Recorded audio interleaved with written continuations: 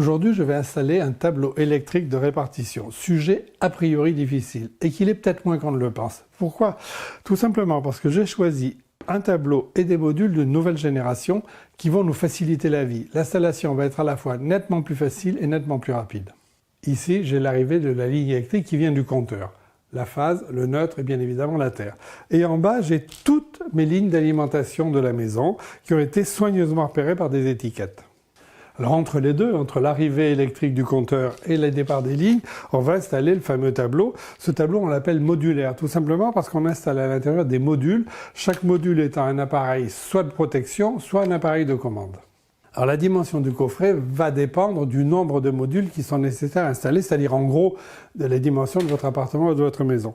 Sachant qu'il faut conserver obligatoirement 20% de place libre sur les rails, tout ça pour pouvoir installer des appareils de confort et d'économie d'énergie comme des délesteurs par exemple. Le coffret Resi 9 est prééquipé, c'est-à-dire qu'il dispose déjà des différents éléments de connexion. Ici, on a la barrette de connexion d'arrivée de ligne, donc là c'est le neutre. Là, c'est la phase. En bas, on a les barrettes de connexion pour la terre et au milieu, les rails qui vont permettre de fixer les modules. Or, tous ces éléments sont mobiles, c'est-à-dire qu'ils peuvent tous être enlevés et vous allez voir, ça va nous avantager considérablement pour l'installation. Notre installation va être considérablement simplifiée par un système qui est un système exclusif, qui est ce système de répartiteur. C'est-à-dire ici, je clipse cette barrette qui est un répartiteur et c'est sur ce répartiteur que vont venir s'accrocher directement tous les modules du tableau. Alors c'est extrêmement simple, vous allez voir, ça va très vite et ça va nous faciliter grandement la vie.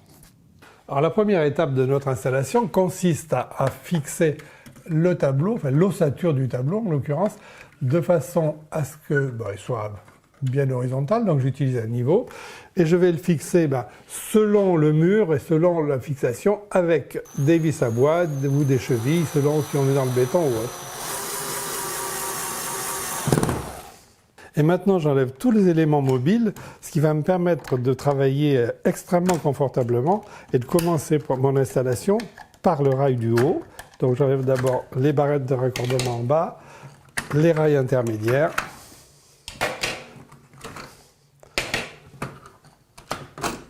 Alors je peux maintenant passer à la connexion, en commençant par la connexion des câbles d'alimentation qui viennent du compteur.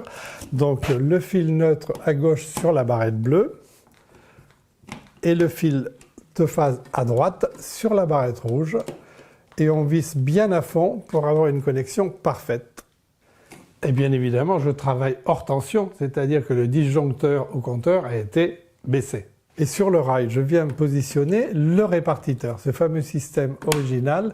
Le répartiteur étant posé, je vais pouvoir accrocher tous les modules qui vont s'accrocher automatiquement. Sur chaque rail, au départ, je vais installer un interdifférentiel. Alors cet interdifférentiel, qui est un 30 mA, c'est un appareil de protection qui évite aux personnes toute électrocution. Alors on utilise différents types de différentiels, en particulier deux types de puissance.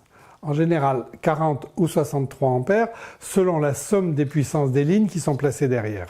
On utilise aussi deux modèles d'interdifférentiel, le modèle AC qui est le modèle standard qui va protéger les lignes de prise ou les lignes d'éclairage et le modèle A qui lui est un modèle qui va protéger les lignes spécialisées comme le lave-linge, le micro-ondes, la plaque de cuisson.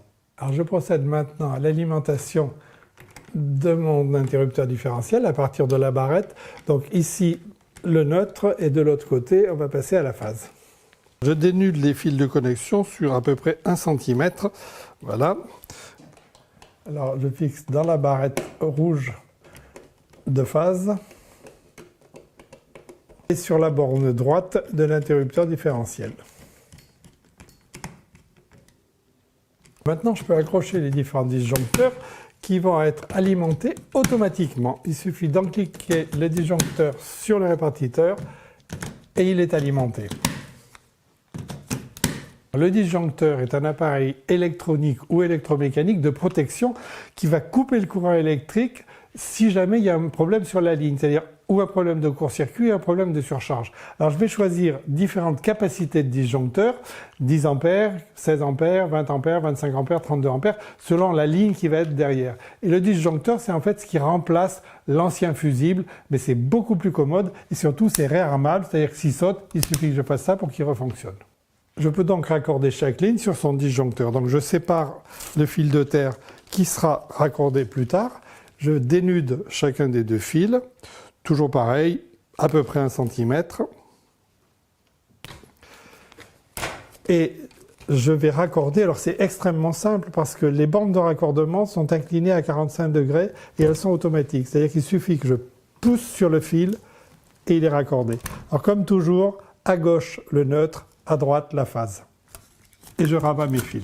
Et au fur et à mesure de mes connexions, je vais écrire sur la feuille qui est jointe d'ailleurs au tableau la correspondance entre le circuit et la ligne. Donc là par exemple je suis dans la cuisine et l'application c'est la haute. Comme ça me permettra tout à l'heure de noter sur le tableau les différents éléments. Là je suis avec un 20 ampères. Alors je continue à connecter mes différents disjoncteurs, sachant que le fil de terre est laissé en attente. Alors toujours à gauche le neutre. Ah, c'est raté. Le neutre, bien enfoncé. À droite la phase, sachant que les lignes qui sont alimentées en 2,5 sont protégées par des disjoncteurs de 20 ou 16 ampères selon le nombre de prises qu'il y a dessus, et que les lignes d'éclairage, elles, sont connectées sur des disjoncteurs de 10 ampères. Dans la plupart des régions de France, les orages peuvent poser un problème. Il faut donc installer sur le tableau un appareil spécifique qui est un parafoudre et qui a un branchement particulier. Cet appareil se clipse sur le rail de façon traditionnelle. Voilà. Et ensuite, on va faire son raccordement par l'alimentation directe et ensuite à la prise de terre. En suivant le schéma qui est indiqué sur l'appareil, là, je commence par raccorder le câble de terre qui vient de la barrette de terre, qui vient du compteur, on va dire. Et ensuite, on aura la fixation du second fil de terre qui, lui, va au collecteur et qu'on mettra tout à fait à la fin de notre installation. Le parafoudre est alimenté directement à partir des barrettes de connexion d'alimentation générale qui sont placées en haut. Donc, le neutre à gauche. Et ensuite la phase à droite.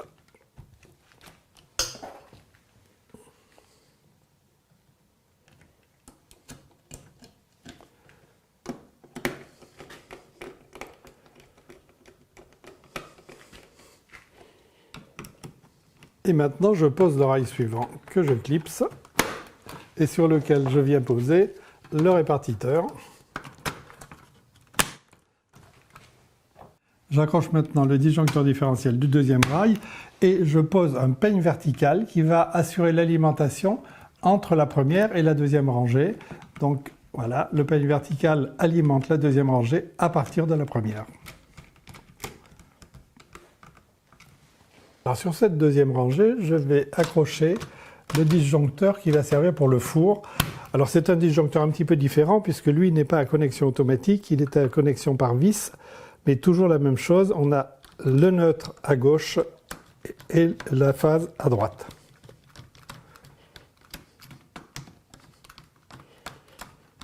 J'ai posé le troisième rail avec son répartiteur sur lequel j'ai accroché le disjoncteur différentiel qui est relié, qui est alimenté par un peigne vertical. Là à côté on va installer un appareil particulier qui est le contacteur chauffe-eau et qui est composé de deux éléments. Déjà au départ c'est la protection du chauffe-eau lui-même, mais là on a le contacteur qui lui va être protégé par un disjoncteur 2 ampères, c'est-à-dire que c'est la protection qui vient directement EDF ou du fournisseur d'électricité, c'est-à-dire du fil pilote. Et là je raccorde évidemment la ligne qui a été repérée chauffe-eau. Et le disjoncteur chauffe-eau est équipé de bornes à vis, donc on serre bien pour avoir la connexion. Et je dois ensuite assurer la connexion entre le petit protecteur de 2 ampères et le contacteur par un fil bleu et un fil rouge. D'abord le fil rouge à droite et ensuite le fil bleu. Et même chose pour le fil neutre, connexion automatique en bas et borne à vis en haut. Voilà, le contacteur est protégé. Alors je vais maintenant installer un module double, un module combiné qui est un module de télérupteur et qui est constitué d'un disjoncteur et du télérupteur lui-même. Alors il faut savoir que le télérupteur c'est un appareil qui permet de commander à partir de plusieurs boutons poussoirs un ou plusieurs éclairages. Et là on va avoir un branchement bien particulier. Un télérupteur est raccordé avec 5 fils qui sont repérés par des couleurs, un fil rouge et un fil orange qui viennent des boutons poussoirs, 2 fils bleus et un fil violet qui viennent des éclairages. Un fil bleu neutre donc, et le fil orange sont raccordés en haut du télérupteur.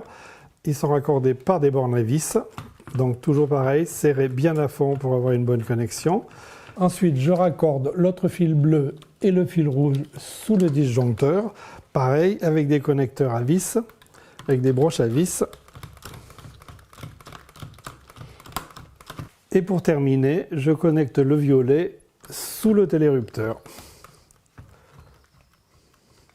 Alors maintenant, j'ai installé le dernier rail avec son disjoncteur différentiel et les disjoncteurs des dernières lignes qui y avaient raccordé. Tout ça étant bien évidemment alimenté par le peigne vertical. Et il me reste à poser les prises de service qui sont obligatoires. Je les accroche et là, elles sont directement raccordées. En revanche, il va falloir prévoir des fils de terre. Pour la liaison aux barrettes de terre, ces deux fils ils sont fixés au-dessus par des bornes à vis.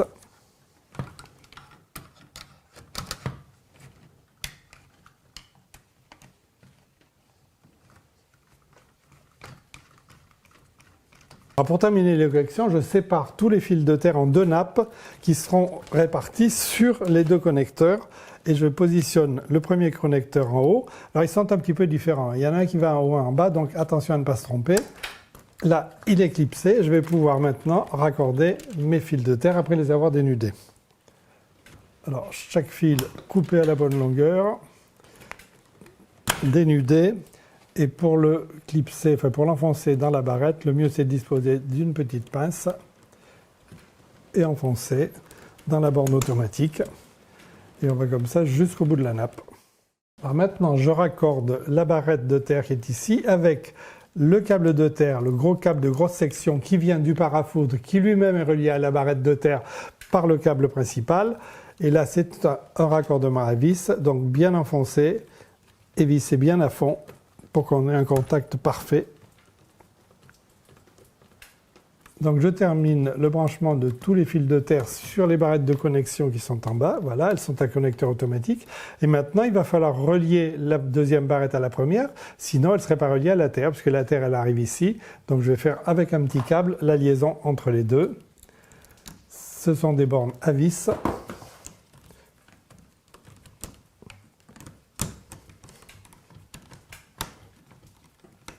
Alors qu'avec du câble de forte section, il vaut mieux utiliser des pinces parce que c'est effectivement un petit peu difficile à manipuler. Et là, on serre à fond au maximum pour qu'il ne se décroche pas et qu'on ait une connexion absolument parfaite. Bon voilà, notre tableau est terminé. Maintenant, je vais pouvoir l'habiller. L'habiller, c'est-à-dire mettre son couvercle et par-dessus le couvercle, mettre aussi une porte, parce qu'il existe des portes décoratives. Celle-ci que j'ai choisie est en aluminium brossé, et elle est équipée d'un certain nombre d'accessoires, et en particulier donc des charnières qui vont venir ici se fixer avec les vis du tableau.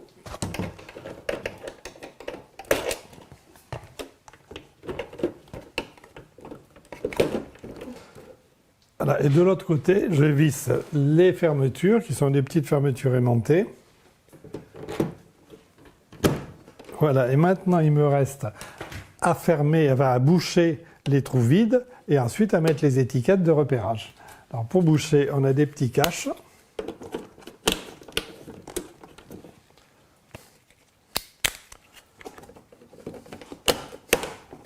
Alors pour que le tableau soit terminé, vous allez comme moi repérer soit avec des petits pictogrammes, soit avec des étiquettes qui sont à écrire, la fonction de chacun des appareils qui est posé sur le tableau. Et c'est pour ça que je me suis servi bien évidemment de la feuille que j'avais remplie au fur et à mesure de mes raccordements. Il me reste à poser la fermeture de la porte. Notre tableau de répartition électrique est définitivement terminé. On a vu que l'installation était beaucoup plus facile qu'on ne pouvait le penser et qu'elle est extrêmement rapide. Et en plus, le tableau est décoratif avec des portes de différents modèles.